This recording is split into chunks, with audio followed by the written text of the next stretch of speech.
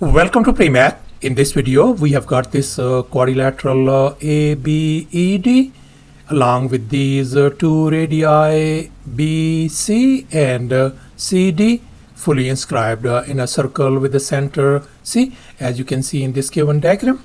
And moreover, this angle BAD is Y, the angle BCD is X, and this angle BED is Z, and furthermore this angle CBE is alpha, whereas this angle CDE is beta, such that the sum of the angles alpha plus beta equals to 123 degrees.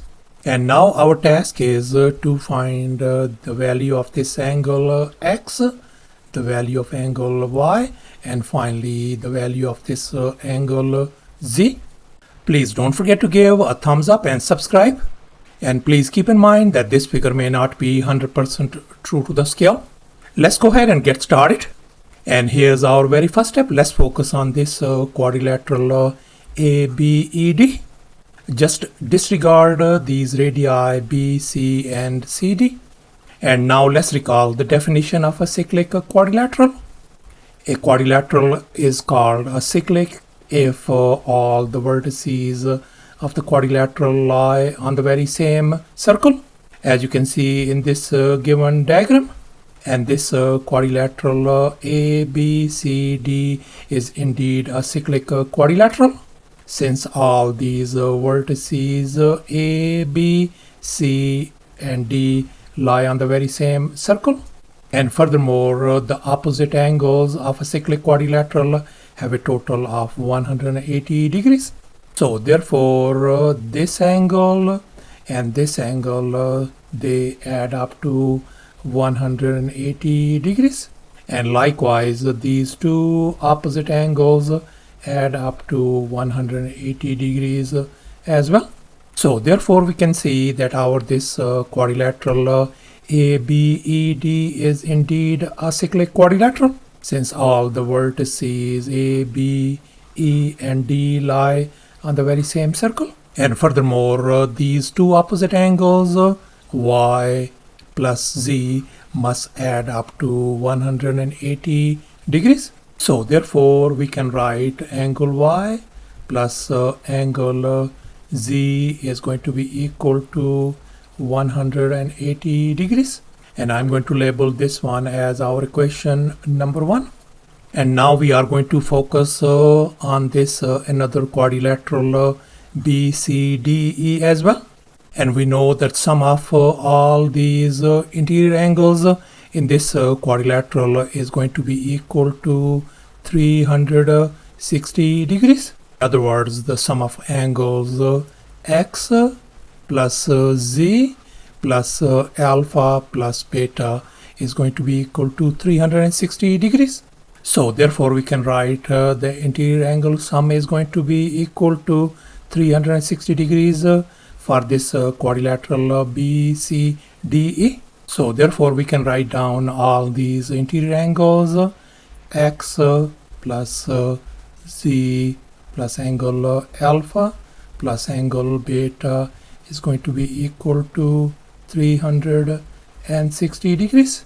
And now we know that angle alpha plus beta equals to 123 degrees. So therefore, we are going to substitute our alpha plus beta value as 123 degrees over here. So therefore, we can write X plus Z plus 123 degrees is going to be equal to 360 degrees. And now we are going to subtract 123 degrees from both sides. This is gone. So therefore, our angle X plus angle Z turns out to be equal to 237 degrees. And I'm going to label this one as our equation number 2. And finally, let's recall the central angle theorem. According to this theorem, the angle at the center is twice the angle at the circumference. And here we can see this angle Y is our angle at the circumference, whereas this angle x is our angle at the center. So therefore, according to this central angle theorem, this angle x has got to be equal to twice this angle y. So therefore, I can write down angle x is going to be equal to 2 times angle y. And I'm going to label this one as our equation number 3. So thus we are ended up with the system of 3 equations, and now we are going to solve for x, y, and z. And now let's focus on these equations 2 and 3. And we are going to substitute x equals to 2y in the equation 2. And here's our equation number 2. X plus z equals to 237 degrees. And now we are going to substitute x equals to 2y over here. So I'm going to replace x with 2y over here. So therefore I can write 2y plus z is going to be equal to 237 degrees. And now I'm going to tweak this 2y. 2y could be written as y plus y. So therefore we can rewrite this equation as y plus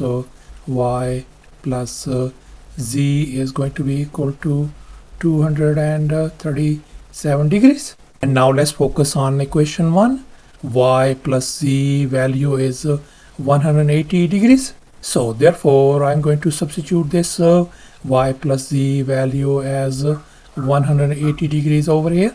So therefore we can write y plus 180 degrees equal to 237 degrees. And now we are going to subtract 180 degrees from both sides to isolate y. This 180 degrees and negative 180 degrees is gone. So therefore our angle y turns out to be equal to 57 degrees. So thus our angle y turns out to be 57 degrees. And now let's focus on this equation 3 once again. And here I have copied down equation 3. And we know we just figured out our y value as 57 degrees. So therefore x could be written as equal to 2 times 57 degrees. So therefore our angle x turns out to be 114 degrees. So thus our angle x turns out to be 114 degrees. And now let's focus on this equation 1. And here we have copied down this equation 1 over here. And we already figured out our y value as 57 degrees. So therefore we can write 57 degrees plus angle z equal to 180 degrees. And now we are going to subtract 57 degrees from both sides to isolate angle z. So this 57 degrees and negative 57 degrees, they are gone. So therefore our angle z turns out to be 123 degrees. So thus our angle z turns out to be 123 degrees. So thus after all the calculations and manipulations, our x value turns out to be 114 degrees. Our y value is 57 degrees. And finally our z value is 123 degrees. And that's our final answer. Thanks for watching, and please don't forget to subscribe to my channel for more exciting videos. Bye.